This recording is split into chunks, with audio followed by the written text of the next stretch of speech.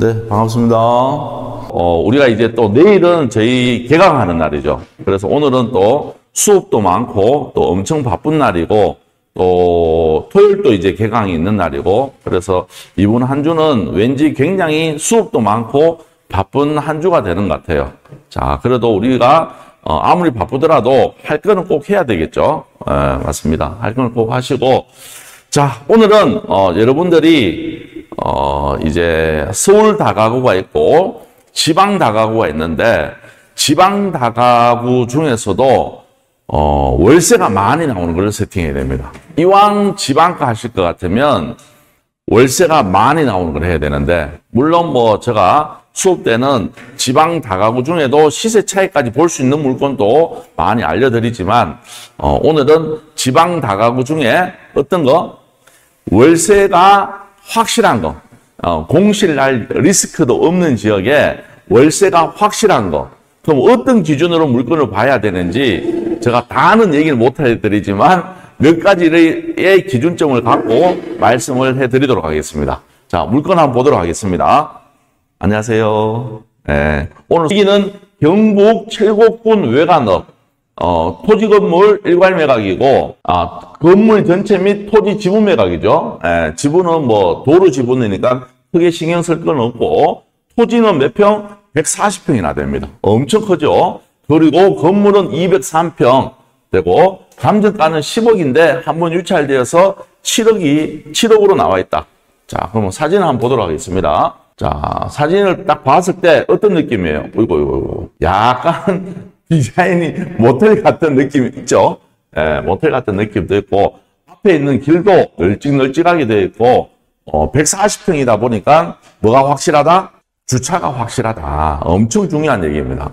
서울 계신 분들은 우리가 대중교통, 버스나 지하철을 많이 이용하고 있지만, 그러다 보니까 다중주택이 많아요. 그런데 지방에는 바로 앞에 가는 것도 이제 아메리칸 스타일이다 보니까 차 타고 다닙니다. 그래서 주차가 안 되면 현실적으로는 굉장히 힘든 상황이다.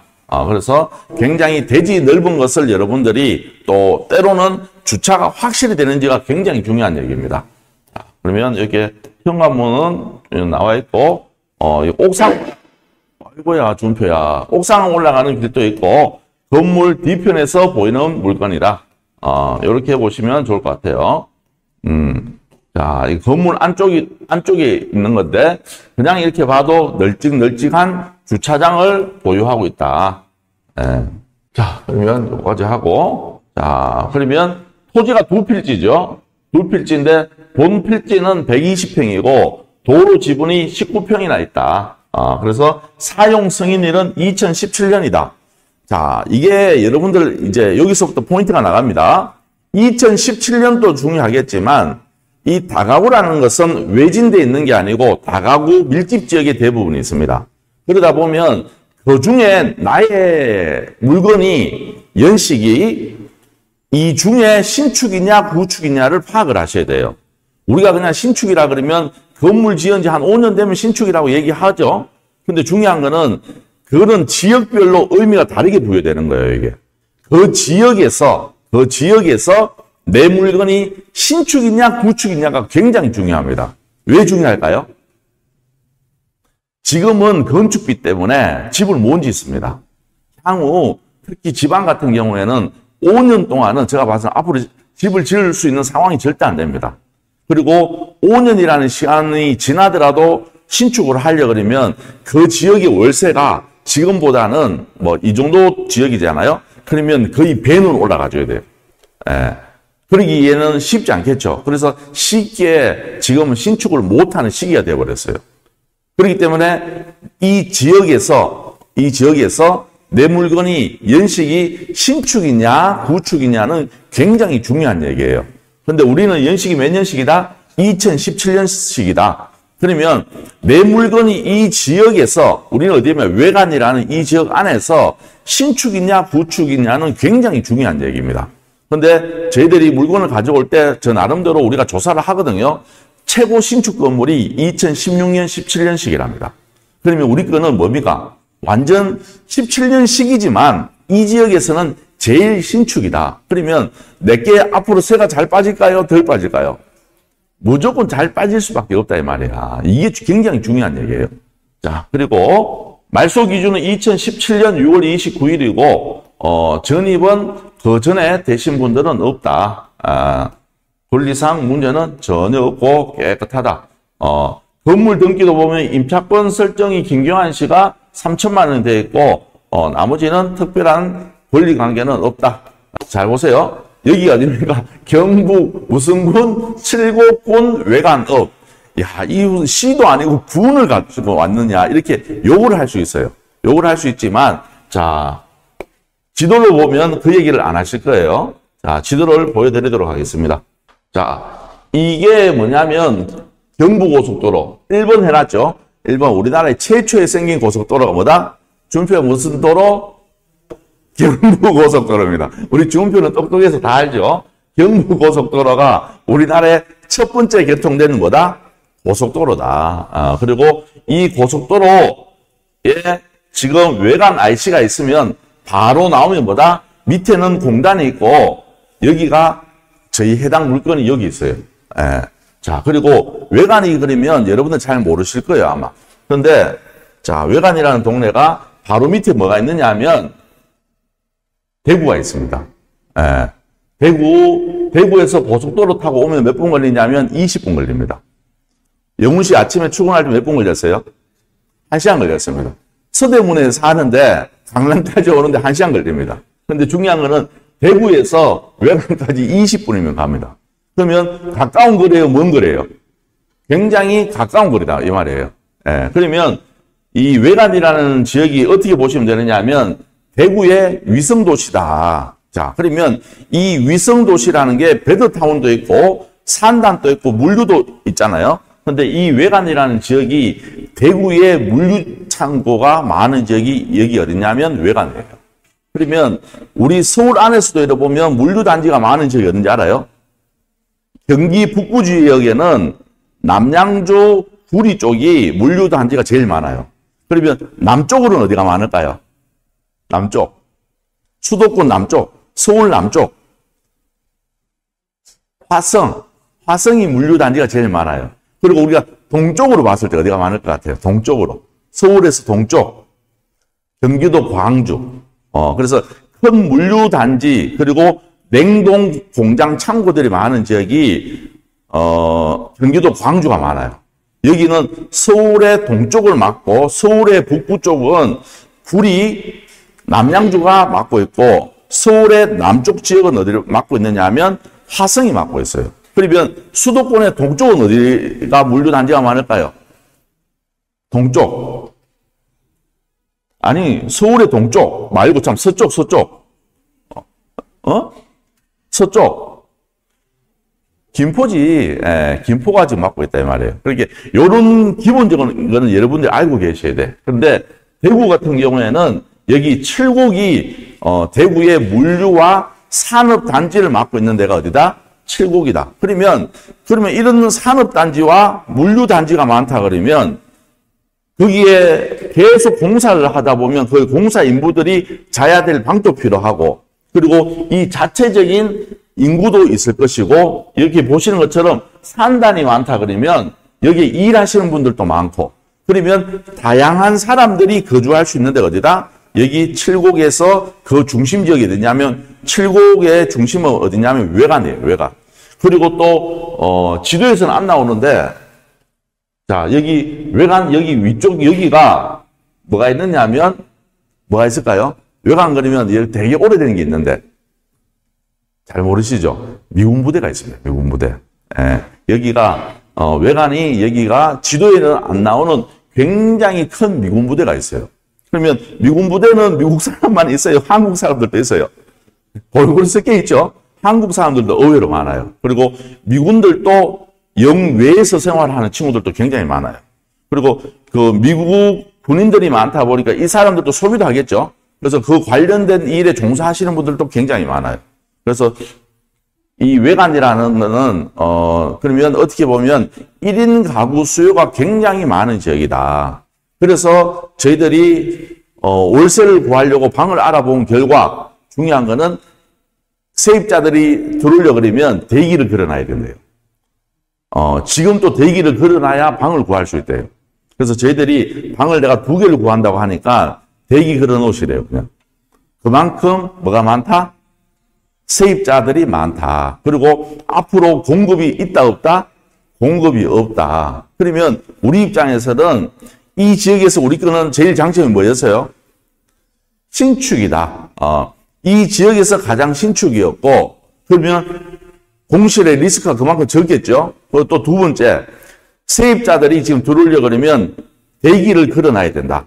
그만큼 세입자들이 많고 중요한 거는 공급이 없는 지역이다. 그러면 더 이상 말할 게 없는 거예요, 이게.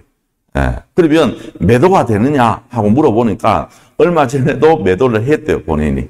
예. 그래서 실거래가를 여러분들이 확인하고 싶으면 다음 달에 확인해 바랍니다. 예. 그럼 결론은 뭡니까? 매도도 되고 임대가 넘쳐나고 그러면 공실이 없겠죠? 그러면 매도가 돼요, 안 돼요?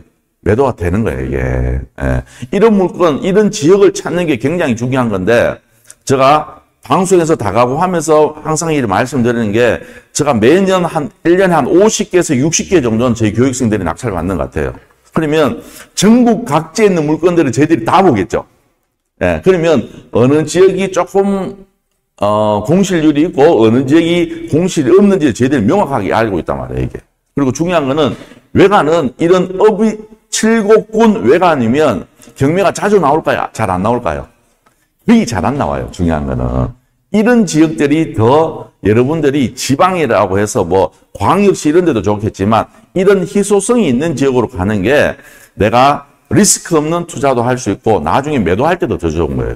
그래서 여기도 사실 몇 년 전에 우리 김포에 계시는 우리 작가님인데 그분이 이 다가구를 외관권 낙찰받았는데 아직도 잘 운영하고 계십니다. 예, 그리고 공실이 얼만큼 되느냐 물어보니까 단 하루도 없대요. 예, 그러면 명확하다 이 말이지. 예, 그래서 저희들은 전국 모든 곳곳 구석구석에 데이터라는 게 갖고 있기 때문에 때로는 애매한 지역이 나오면 잘 모르는 지역 나오면 그 전에 교육생들 중에 낙찰받은 데 있는가 싶어서 저희들 확인해 보잖아요. 있으면 확인해 보면 지금 그 지역이 어떤 상황인지 명확하게 알 수 있어요. 예. 그래서 저도 이게 외관이라는 지역이 어떤가 싶어서 어제 물건을 보면서 저희 교육생하고 확인해 봤는데 단 하루에 리스크 없이 그리고 월세가 또 올라갔더라고요, 여기도. 지방에 월세가 올라가기 쉽지 않거든요. 그런데 여기는 올라가고 있는 추세랍니다. 예, 그래서 얼마 전에는 가구 갖고 있는 사장들끼리 모였답니다. 예, 왜 모였을까요? 예? 월세 올리려고, 담합하려고. 예. 지금 공실도 없고 좀 풀로 차서 계속 돌아가는데 우리 이렇게 있지 말고 차라리 월세를 좀 올리자. 그러면 사실 방 개수가 많으면 3만 원만 올려도 방 20개면 한 달이 60만 원 차이에요. 1년이 720이다 말이에요, 이게. 이게 720만도 중요하겠지만 나중에 매도할 때 있죠. 매도할 때 거기에서 또 가격이 내 매매 가격이 또 올라가는 거예요, 이게. 엄청난 차이가 있단 말이에요. 그래서 여러분들도 이렇게 월세가 상승할 수 있는 조건을 갖춘 지역의 물건을 본다 그러면 지방 다가구도 약간의 시세 차익과 명확한 리스크 없는 월세 수익을 가져갈 수 있는 게 지방 다가구다. 그러면 이 정도면 어느 정도 수익 나는지도 제가 보여드리도록 하겠습니다. 자, 그러면 월세 시세가 얼마 나오는지 한번 보여주세요. 자, 그러면 자 저희들이 확인해 보니까 보통 보증금 200에서 300 정도 되고 월세는 32만 원에서 35만 원 정도 했어요. 그리고 관리비는 한 3만 원 정도 별도로 붙어 있고 그리고 투룸은 500에 50 정도. 어떤 거는 500에 50에 관리비 별도인 것도 있고 관리비 포함인 것도 있고 그거는 건물 스펙에 따라서 조금씩 차이 나는 거예요, 이게. 이해되시죠? 경쟁이 치열한 데 가면 주인 입장에서는 안에 집안에 옵션을 엄청나게 잘해줘야 돼요. 그래야 세입자 들어올 수 있다 이 말이에요.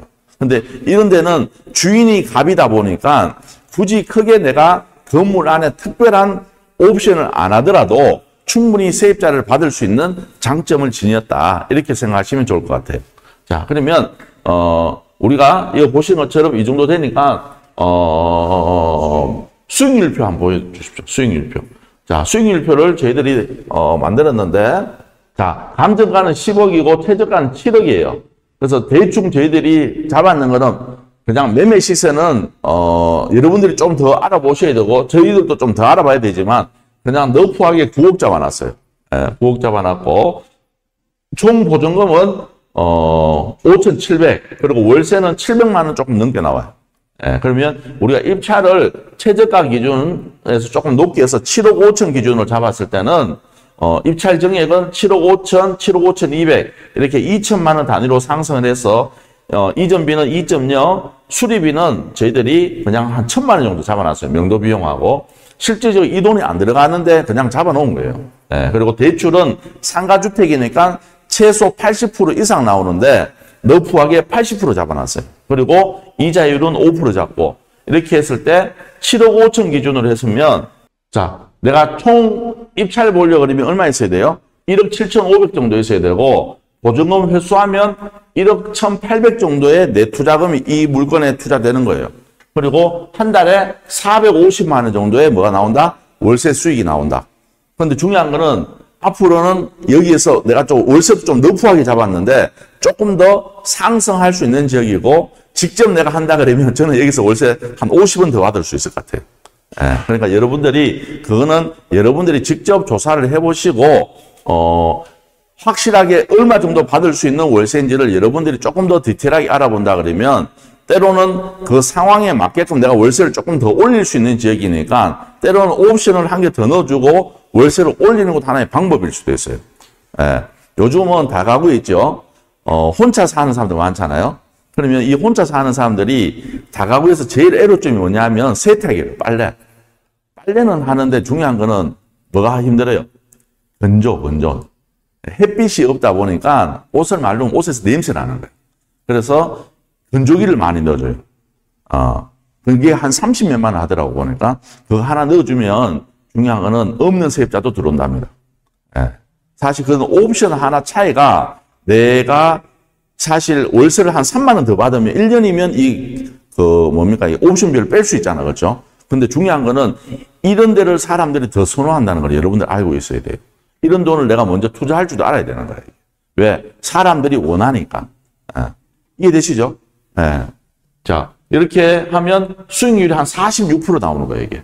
근데, 자, 제일 밑에 최대에서 우리가 7억 7,600 정도 썼다 하면, 7억 7,600 정도의 입찰가를 적는다 그러면 내 자금이 얼마 필요하냐면 1억 8천 정도 필요하고 한 달에 내가 440만 원 정도의 뭐가 나온다?